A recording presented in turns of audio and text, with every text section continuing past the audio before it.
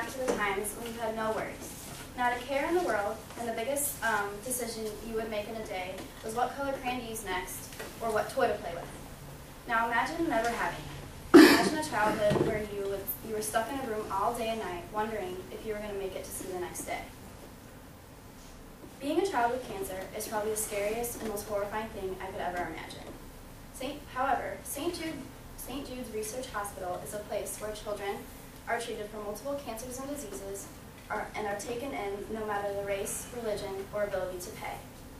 Over the past few weeks, I have researched and studied this hospital and would like to share the information I have found with you today. I'm going to talk about the history behind St. Jude, their research on cancer and other diseases, and what they do for their patients and families. First, let's talk about the history behind St. Jude. Help me find my way in life, and I will build you a shrine. This was said by Danny Thomas, praying to the patron saint of lost causes, St. Jude Thaddeus.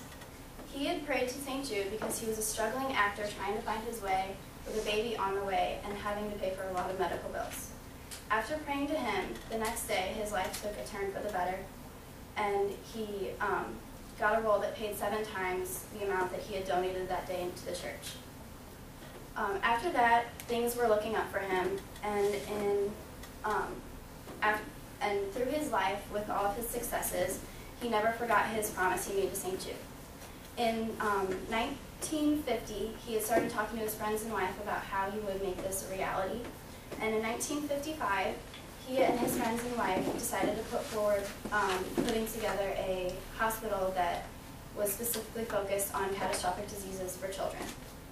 And in 1962, Danny Thomas's dream and his promise to St. Jude became a reality, and they opened their doors in Memphis, Tennessee. Now that you know the amazing story behind how St. Jude came about, let's talk about what kind of research they do. St. Jude is the first and only National Cancer Institute designated for a comprehensive cancer center that is devoted solely to children. Their programs consist of Cancer Prevention and Center Program, Neurobiology and Brain Tumor Program, Cancer Genetics Program, Biochemistry and Cell Biology Program, and Developmental Biology and Solid Tumor Program. Stated in their autumn issue of Promise, which is a magazine that the Communications Department puts out for the public, they talk about all their successes they have in the research program at the hospital. And in the autumn issue, they state that they're coming about gene therapy helping for hemophilia B, celebrating their achievements in HIV and AIDS progress, and scientists are exploring a new subtype of deadly brain tumor, and they are on the rise of finding a cure. They also raise awareness, and in the Boston Globe, recently written by Cindy Cantrell, she talks about a woman named Kim Rosen who started in 2010 a program that raises money called Photos for Cures, and all the money she makes for taking photos, whether it's weddings, senior pictures, baby photographs, all of it goes towards St. Jude, and she started this because her best friend's 3-year-old son died of cancer. Now that we have learned a little bit about what research they do and how important it is, let's look at what the hospital does for its patients and staff. At St. Jude, they believe it is very important that the staff and the families are partners and work together to best meet the needs for the children. They work on 4 core concepts, which are dignity and respect, which means listening and honoring the family's ideas and choices. Info sharing, which is communicating and sharing unbiased information.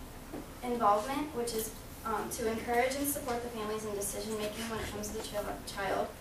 And collaboration, which means bringing the staff and families together to work together. In a recent article by Sarah Weiland, Casey James and his band are participating in No Shave November to raise awareness and money for St. Jude Hospital. And so far they have raised over $4,000, and many other participants are doing this. A lot of other foundations and organizations raise money for St. Jude. It's really common. I know in Hammond's, right now they are doing a Penny Wars, and all the money they raise goes towards St. Jude, and the winner gets to pie their RA in the face. So in St. Jude's Hospital has changed and saved so many lives since it first opened its doors in 1962. Today we looked at the history behind St. Jude and how important their research is that they do, and how well the staff and families work together. I hope you have learned a lot about St. Jude and St. Jude's Children's Research Hospital today and how inspirational it is. Thank you.